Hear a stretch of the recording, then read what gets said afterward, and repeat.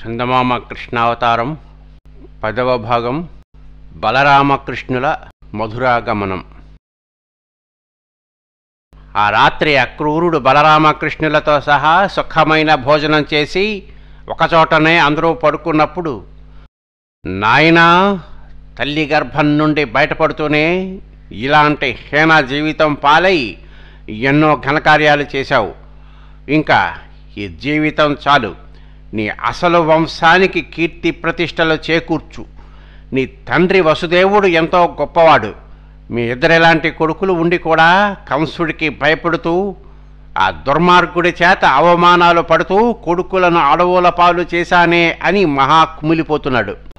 కంసుడు మీ తండ్రిని అనరాని మాటలు అంటూ ఉంటే మేమందరము చేసేది లేక తలలో వంచుకుని కంట తడి పెట్టాం. ఇక మీ తల్లి దేవకీదేవి దుఃఖం చెప్పటానికే వీల్లేదు.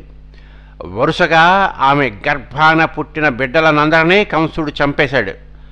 అంతమంది పిల్లలను కని కూడా ఆ ఇల్లాలు ఇంతవరకు ఒక్క బిడ్డకు పాలిచ్చి ఎరగదు.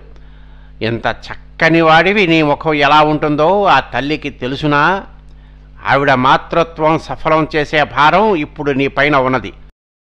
నీ వంటి కొడుకును పెట్టుకుని ఆవిడ అహర్నిశలు దుఃఖంలో మునిగి తేలుతున్నదంటే ఇంతకంటే గొడ్రాలితనమే మేలు కదా అంటూ అక్రూరుడు కృష్ణుడికి చాలాసేపు హితోపదేశం చేశాడు.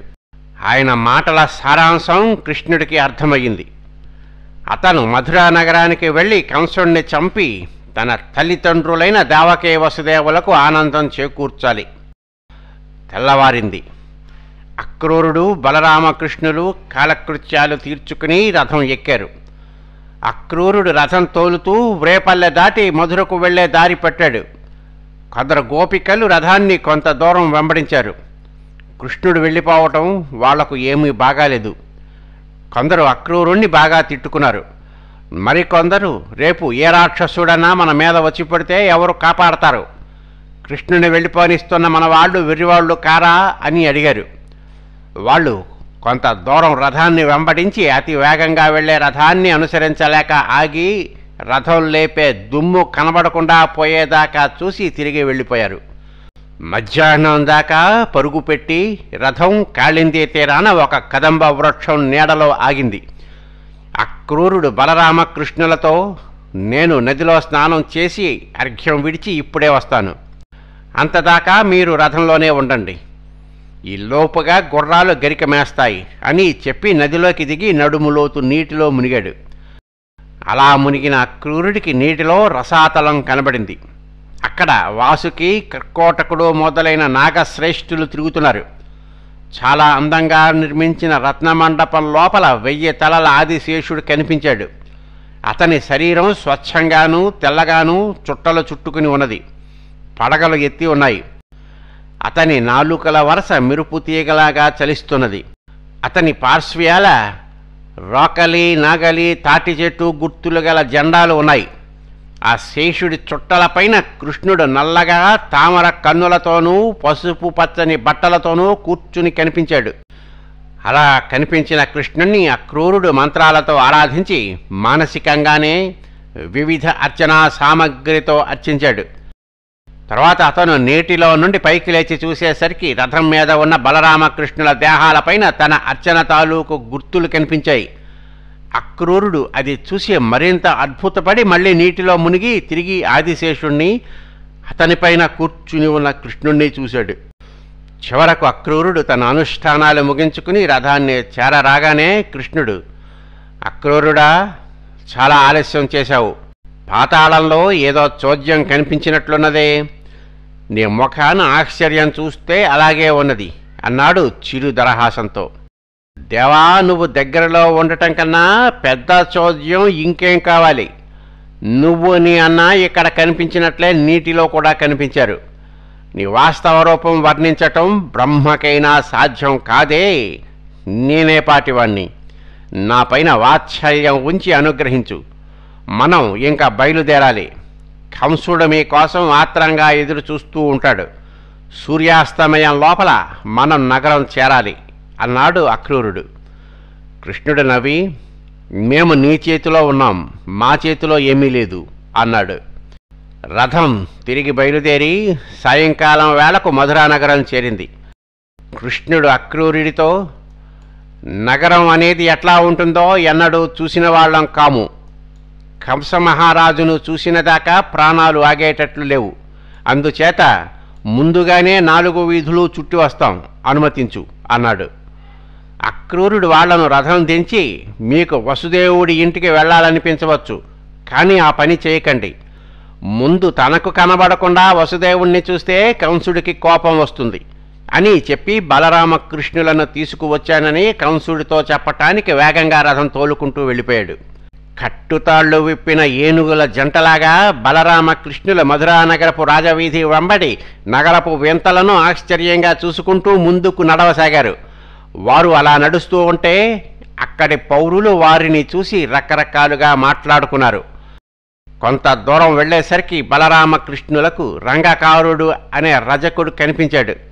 అతను రకరకాల బట్టలు మడతలు పెట్టి మూటకట్టి తీసుకుపోతున్నాడు. ఏమోయ్, మేము రాజుగారిని చూడబోతున్నాం.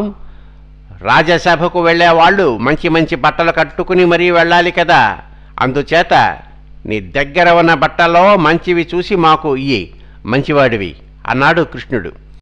ఆ మాటకు వాడు చాలా కోపించి, అడవుల్లో తిరిగి అనాగరపు మొహాలకు కంసమహారాజు కట్టే బట్టలు కావలసి వచ్చాయా? ఈ బట్టలంటే ఏమిటనుకుంటున్నారు? ఎక్కడెక్కడి రాజులో కంసమహారాజుకు కానుకగా పంపినవి. పిచ్చి పిచ్చిగా మాట్లాడక పదండి అన్నాడు. కృష్ణుడికి కోపం వచ్చింది. అతను కత్తి పెట్టి వాడి మెడ మీద ఒక్కటి పెట్టాడు.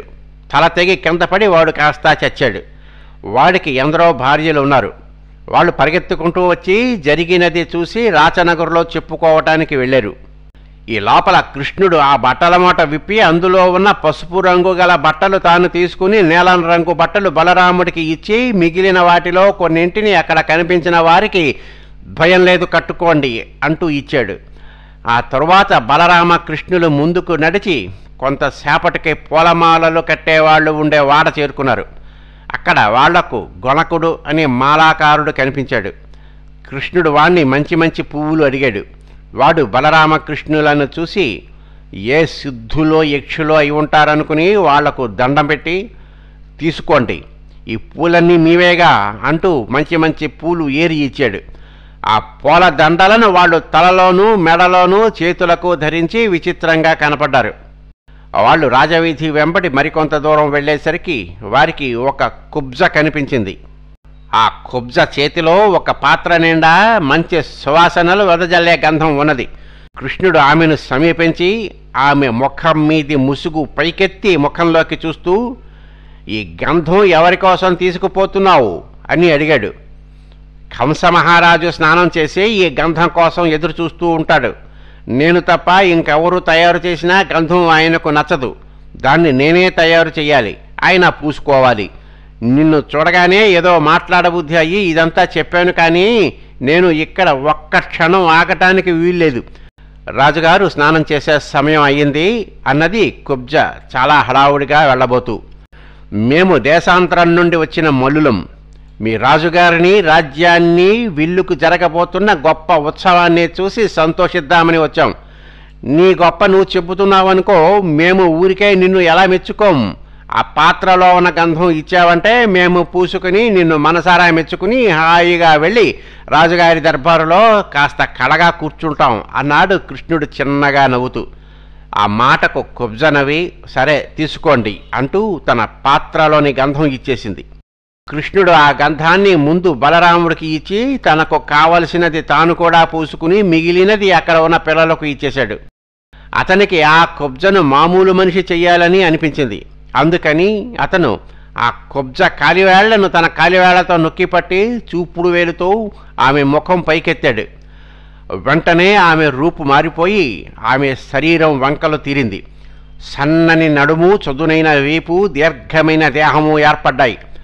ఆమె తనను తాను చూసుకుని అద్భుతము, ఆనందము పొంది నవ్వుతూ కృష్ణుని చూసి, నాకు ఎంతో మహోపకారం చేసిన మహానుభావుడవు, మా ఇంటికి వచ్చి నన్ను ధన్యురాలిని చెయ్యి. నీ దారిన నువ్వు పోతానంటే చూస్తూ ఊరుకోను అన్నది. అతని చేతిని తన చేత్తో పట్టుకుని ఎంతో ఆప్యాయంగా, నాకు ఇప్పుడు బోలెడంత పని ఉన్నది, మళ్ళీ వస్తాను, నువ్వు నాదానివే అనుకో అంటూ కృష్ణుడు మంచిగా ఆమె చెయ్యి విడిపించుకుని బలరాముడితో సహా ముందుకు సాగాడు.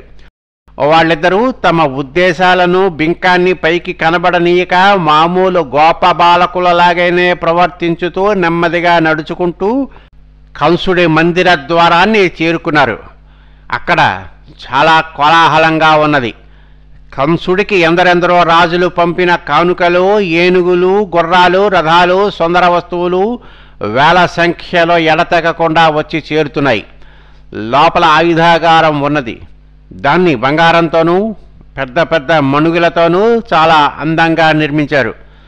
అనేక మంది రాజులు దాన్ని చూడవచ్చారు. అసంఖ్యాకులైన భటులు దానికి రక్షగా ఉన్నారు. కంస మహారాజు గారి విల్లు ఇక్కడైనా ఉండేది, దాన్ని చూద్దామని చాలా దూరం నుండి కుతూహలంతో వచ్చాం, ఏది దానిని చూడవచ్చునా అని బలరామకృష్ణులు అమాయకంగా అనేసరికి ఆయుధాగారం రక్షక భటులు వాళ్లను విల్లు ఉన్న చోటుకి తీసుకువెళ్లారు. అది బ్రహ్మాండమైన విల్లు, తక్షకుడి శరీరంలాగా ఉన్నది. ఆ విల్లును చూసి కృష్ణుడు, దీన్ని ఎక్కుపెట్టడం దేవతలకు దానవులకు కూడా సాధ్యం కాదంటారే, నిజం ఏమిటో చూస్తాం అంటూ ఆ విల్లును ఒక్క చేత అవలేలగా ఎత్తి చాలా సులభంగా నారి సంధించి మీటాడు. అది చేసిన మోత భయంకరంగా అన్ని దిక్కులా ప్రతిధ్వనించింది. అక్కడ ఉన్నవాళ్లంతా నిర్ఘాంతపోయి చూస్తూ ఉండగా కృష్ణుడు ఆ వెంటిని తన పిడికిట పట్టి ఫలక్కున విరిచేశాడు. గొప్ప ఉత్సవం చేసుకోనున్న ఆ విల్లు కాస్త ముక్కలు ముక్కలయ్యింది. కృష్ణుడు తనకు ఏమీ తెలియనట్లు చల్లగా జనంలో కలిసిపోయి ఆయుధాగారం నుండి బయటపడ్డాడు. ఆయుధాగారాన్ని రక్షించే భటులు భయపడిపోయి ఒకరికన్నా ఒకళ్ళు ముందుకు పరిగెత్తి కంసుడి అంతఃపురానికి వెళ్ళి జరపోయిన గొంతులతో ఆయుధాగారంలో జరిగిన సంగతంతా కంసుడికి నివేదించారు. స్వస్తి.